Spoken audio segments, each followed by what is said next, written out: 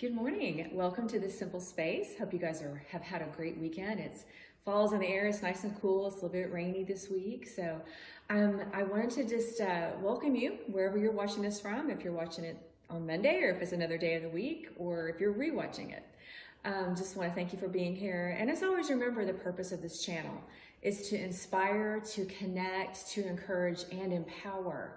And sometimes some of the best ways to do all four of those is to have somebody else in your life that can bounce their ideas and their design off of. And that's what I'm very happy today to have somebody join us in this simple space.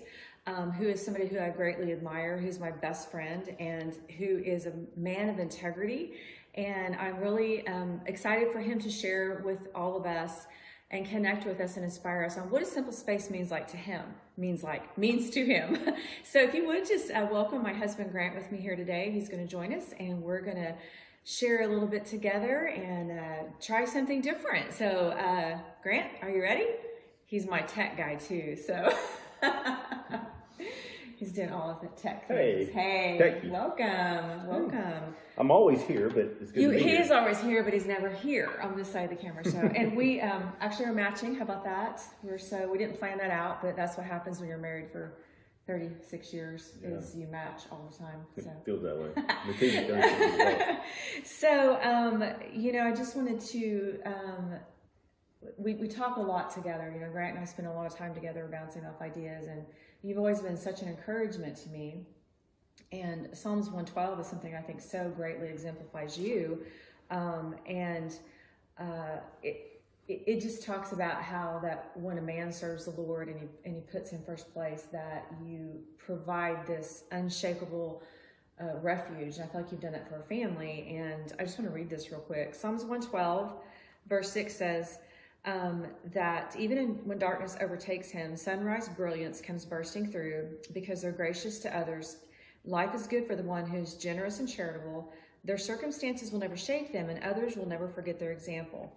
And I think that that's what you are for not only our family, but for so many of the viewers in our different platforms, Pillow Talk and things like that, that you provide a brilliance and an unshakable feeling for all of us, even in the midst of shaky times. So that's why I wanted you to be here today, because you have a different take on simple space, just because obviously you're a man, not a woman, and obviously we all have different designs. So I wanted to just share for a minute of what does it look like for you? They've heard my comments and my insight and the different things that God has put into my heart, but what are some things that over the years have developed for your simple space, and to share with us kind of what that looks like, and maybe part of that journey of how you got there. Excuse me. Like you said, everybody's is different, so I'm sure just, other men out there, theirs is going to be a little different than mine, but I like to do everything early. I'm an early riser, so I like to get started, watch the sunrise, all that kind of stuff, and for me, it's the quiet before the storm. It's, you never know what the day's going to bring. But you do know one thing, it's going to be more hectic, just a little bit down the road. Within an hour, life's going to start rushing a little bit more. So, it's the quiet before the storm. And so it's just a chance to enter into God's peace before that storm crashes in, I love that.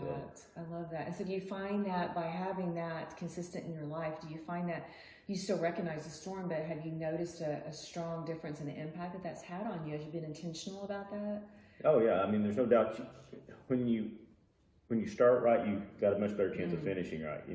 You always heard the old saying, "All's well that ends well," and that's really not true. It's all's well that starts well, because then you will end well. Or your odds increase greatly. So yeah, it's always been just getting my day started my way instead of. That's so good. I think that's so good. I hope you guys caught that. His way. Not that his way and my way are the only way, but it's so important to find the way that it works for you. So your simple space, it needs to be simple, but it needs to reflect who you are. I think that's beautiful, because I can never get up that early in the morning. I am like middle of the day. I know. Middle of your day. That's okay, because it also gives us our quiet times. for us, I think it works out better to have most of those days separate, you True. know, and then like we kind of come together on the weekends and do it together on the weekends. But most of the time, you know, for 5 out of the 7 days anyway, we do it separately, and that allows us to hear from God more directly, and then for us coming together on the weekends and say, this is what I think I'm hearing, and the other one say, well, that's the craziest idea I've ever heard, that don't line up, or man, that God's really been bears speaking to witness. me too. Yeah. Yeah. Yeah, And so it's that's, really good. and that's what's really good, whether it's a spouse or a really good best friend, is to have an accountability partner with your simple space. I think that that's a really important piece of that is to every now and then get with somebody like, what's God been putting on your heart? Because a lot of times God will use each of us to confirm things that we are playing around with our head thinking it's not really God and it really is God. So that's a really insightful thing to be intentional about, is an accountability partner with your simple space. Yeah. So, and the way I kind of do that, you know, my quiet time, my simple time is, you know, I believe you need to pray and meditate on the scriptures or what just God's showing you, or even sometimes it'll be something else you might have read, just to really, you know, first time through, you don't get very deep. It's just kind of like, oh, that sounds good. And next thing you know, you've forgotten it. So if you'll spend a little time, you know, then saying, what does that mean to me? How come that stood out? You know, and then really thinking on those things, it makes a difference. So dive into that a little bit more. So meditation then isn't necessarily taking somebody else's words or even necessarily scripture. Right. Obviously that's first and foremost, but kind of break that down a little bit more. Chewing on something, thinking about things.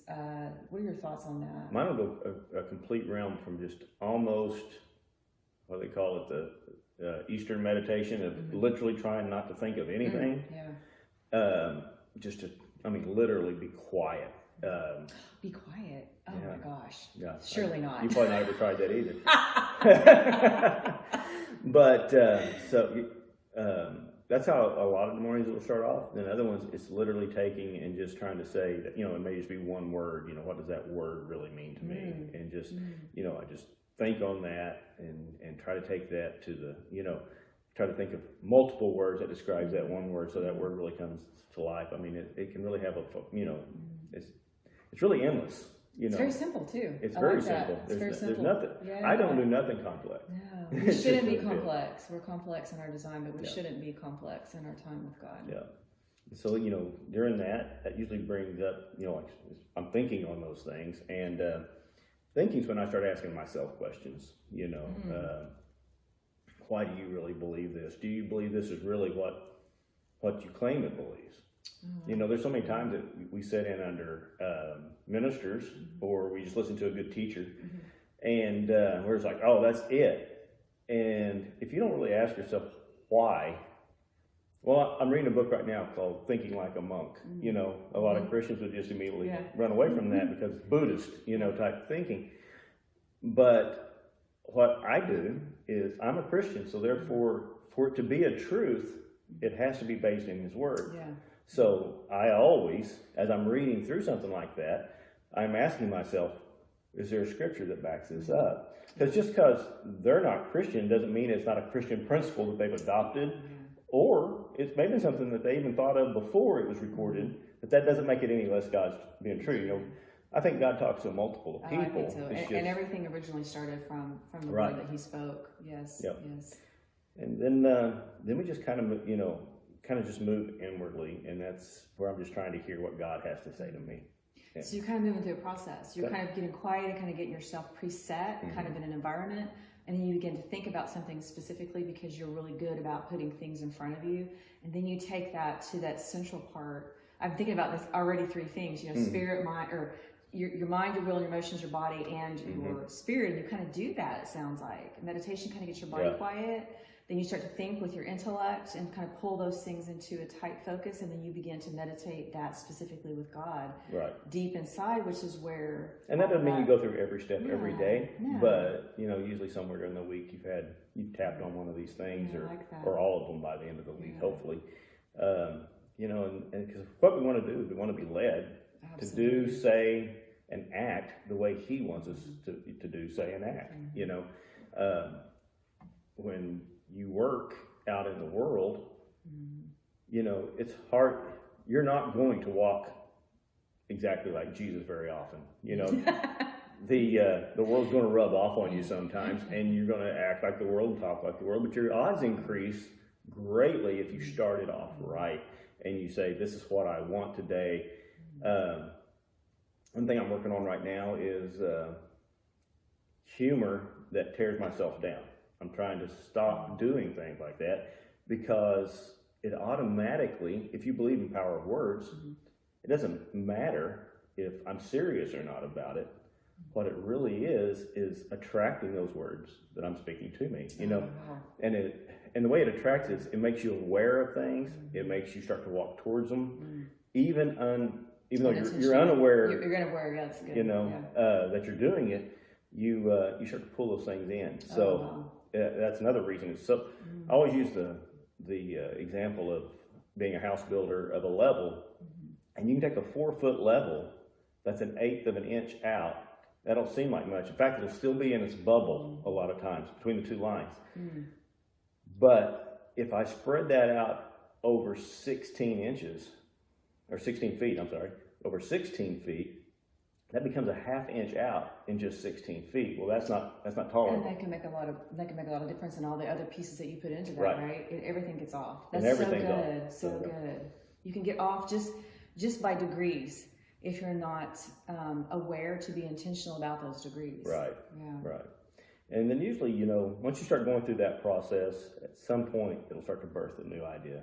You know, and you know whether it's something you should do.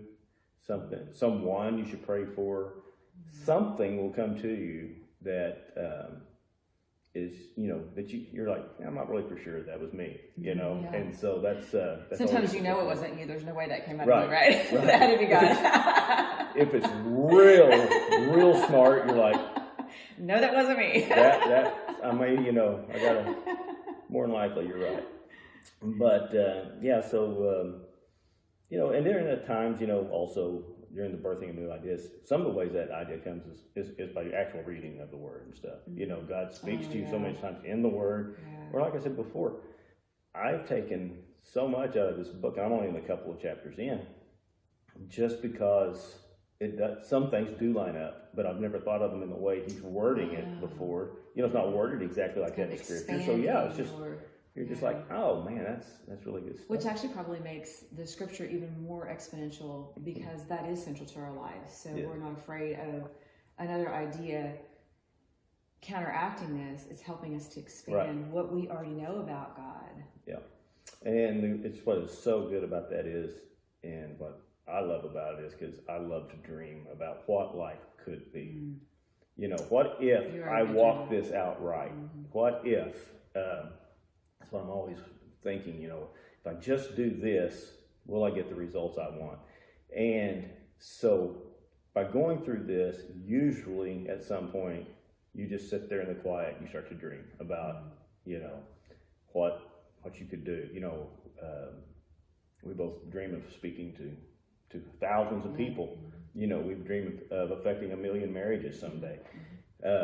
We have so many dreams, you know, and then they become a lot more, what would you say? I want to say humanistic. That ain't probably tangible, the right word. They become tangible in your, but well, no, I'm thinking more of like sometimes you just get to where they're not as spiritual as that. Okay, but they are. You know, sometimes you're just like, man, I can just see myself in that kind of a car, or I can see myself in that kind of a home, or on this kind of a vacation. You know, and that's what's so good about having, you know, a spouse or a really good friend that can help you dream. Like, we just went to Europe a year ago. I never would have dreamed of going to Europe. It never crossed my mind, didn't care, hadn't seen America. So, but by having you in my life, that opportunity came up. I went because I love you. And next thing I know is like, now I'm dreaming of different places I could go, not only in the United States, but also Europe. And to help people in other parts of the world. Anywhere, I mean, so that's so that's kind of, that's what a simple space is to me, you know. You know, I've walked in on you, and you know, I can see you're in another time zone. I do get a little bit of my cues are own space. flowing, and you know, for most men, that ain't gonna be that way. No, absolutely. And a lot of women women, it's not that way. Right. I'm not a crier most of the time. I mean, you see me like that. It's rare, right? I rarely. Right.